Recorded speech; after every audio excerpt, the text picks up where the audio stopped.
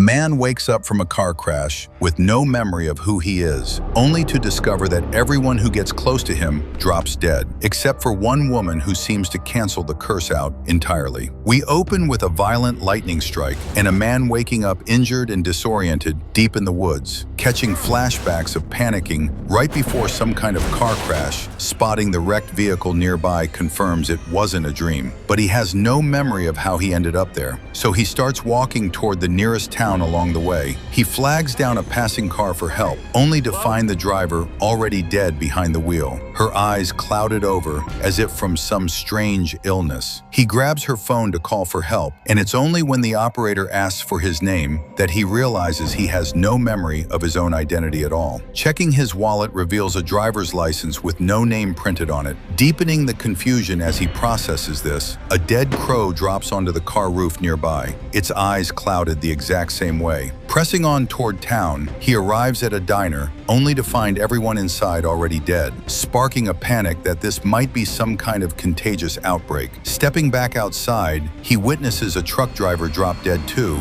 and grabs a map before heading to the address listed on his license. Eventually reaching a house that appears to be his own, he breaks in after no one answers and confirms it's really his place. After recognizing his own voice on a voicemail recording, also learning his name is Liam, settling in and turning on the news, Liam learns the deaths are being investigated nationally, with experts speculating anything from bioweapons to a naturally occurring virus, urging everyone to stay indoors. When he warns a nearby farmer to get inside, the man doesn't understand him in time and drops dead the same way as everyone else. Too frightened to go back outside, Liam instead documents everything he knows while following the news, noticing every single death has occurred suspiciously close to his own location. When a crow caws nearby, he steps outside to check, and it dies the instant he gets close, cementing a horrifying theory in his mind that he himself might be the cause of everyone's deaths. Reluctant to test it further and risk more lives, Liam considers going to the police, but worries they'd either not believe him or subject him to experiments. Instead, choosing to isolate himself, he gathers supplies and locks himself inside his garage. That same day, police show up, investigating his crashed car found in the woods, forcing Liam to hide as far from them as possible. One officer nearly catches him until birds suddenly drop dead in front of her, sending both officers fleeing. Once they realize the strange phenomenon is happening again, that night after another nightmare about the crash, Liam wakes to find a woman standing in his driveway, drawn by noise from the garage. Despite his warnings to stay back, she gets closer anyway.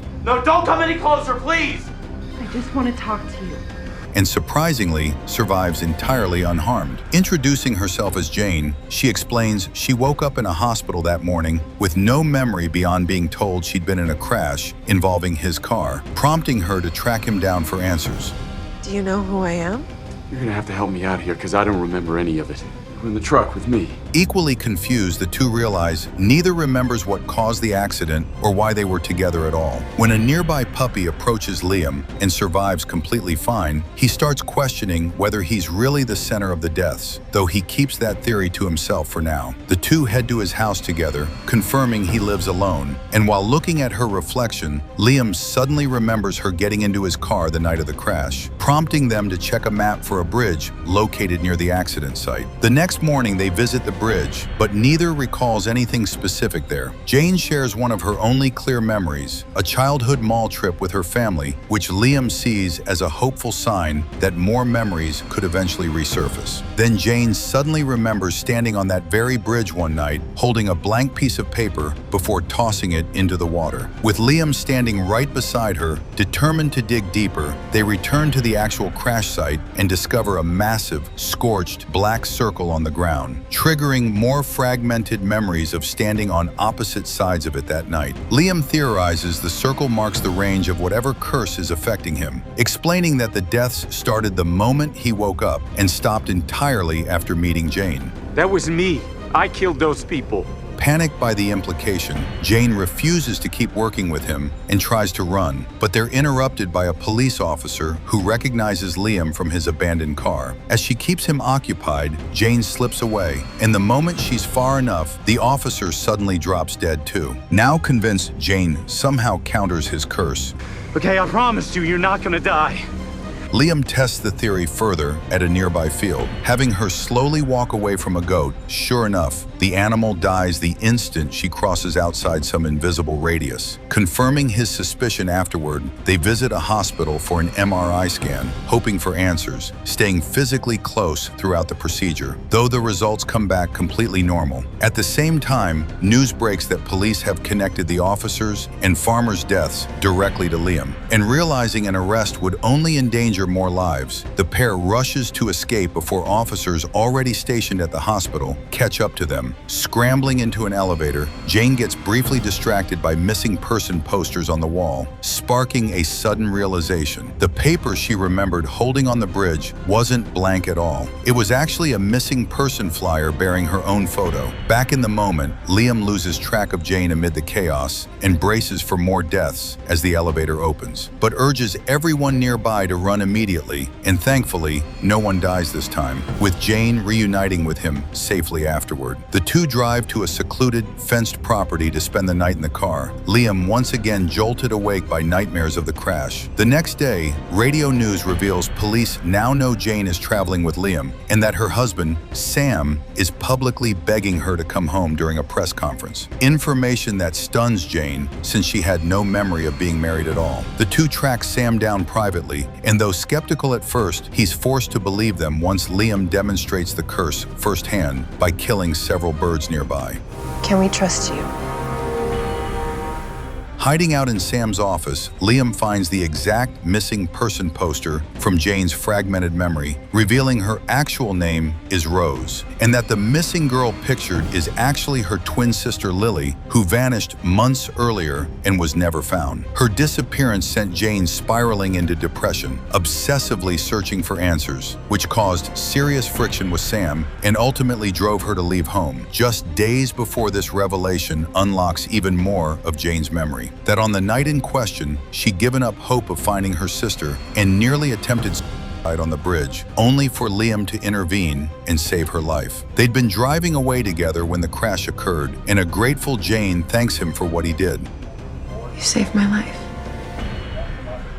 Things sour when Sam later finds Jane asleep on Liam's lap and, overcome with jealousy, calls the police. Despite immediate regret, once officers arrive and forcibly separate Liam and Jane, You're gonna kill everyone! You're all gonna die! Let me go with him! Right, that's enough. Take her out back. No! Get out of the here! resulting deaths claim not just the responding officers, but nearby bystanders. Too devastated by what he's caused, Sam urges the pair to flee immediately, promising to handle the fallout himself. With a rough idea of where they'd originally been headed, a secluded cabin Liam owns, the two stop for gas along the way, where a news broadcast reveals a strange, cosmic anomaly struck the exact location of their crash that same night, offering a possible, if unprovable, explanation for everything happening to them. Arriving at the lakeside cabin, the pair spends time discussing their uncertain future together, acknowledging that even convincing authorities the anomaly was responsible would likely mean living the rest of their lives confined together for public safety. Liam feels guilty about condemning Jane to essentially babysit him forever, though she insists she wouldn't mind that life at all. Since the cabin sits far from town, Liam decides to test some distance by heading out on a boat alone, while Jane discovers a hidden journal in the fireplace filled with missing person flyers and detailed notes on each victim, ending disturbingly with her sister's poster, and on the very next page, Jane's own real name written at the top. The truth finally comes crashing down. Liam is revealed to actually be a serial killer who's been abducting and murdering women out on the boat. He experiences the exact same memory Jane just uncovered, realizing in horror that he killed her sister and dumped her body in that very lake, and had been planning the same fate for Jane herself that night in the car. Jane had apparently noticed him trying to sedate her, sparking a violent struggle that caused the crash. Both of them somehow survived the impact unharmed, only to be caught in the strange, dome-shaped cosmic energy outside the vehicle. With no memory of what happened afterward, until now, all the pieces finally falling into place. Overwhelmed with horror at what his former self did, Liam returns from the lake and vomits from the weight of it. Just then, Jane arrives holding a gun, demanding he bring her sister's body back and clearly intending to kill him, but ultimately can't bring herself to pull the trigger. Go! Get her!